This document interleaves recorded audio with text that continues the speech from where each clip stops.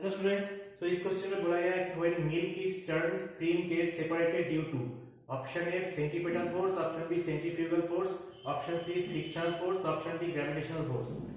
जब मिल्क को चर्न किया जाता है, एक डिब्बे में मिल्क को चर्न किया जाता है तो क्रीम उसके जितना भी हायर मटेरियल है, जो भी जिसका मास ज्यादा है, वो बाहर की तरफ सेपरेट हो जाता है।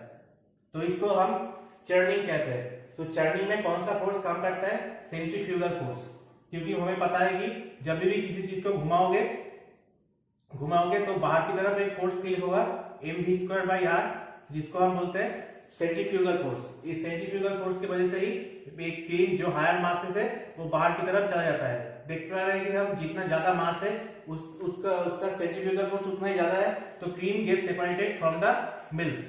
अंदर मिल्क रहता है और बाहर की तरफ क्रीम सेपरेट हो जाता है, तो इसको हम बोलते हैं सेंट्रीफ्यूगल फोर्स। तो option B is the correct answer.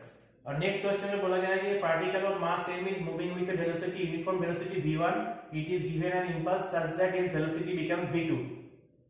The impulse is equal to m into mod v2 minus mod v1, m into half m v2 square minus v1 square, m into v1 plus v2 and m into v1 minus v2. So impulse मतलब क्या?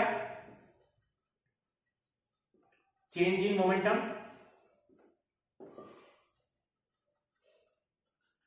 So m into mv2 minus mv1, final momentum minus initial momentum. तो m common लेंगे तो क्या आएगा? v2 minus v1। So option D is the correct answer. So option C B में क्या बोला गया है? Half mv square minus half m v2 square minus half m v1 square.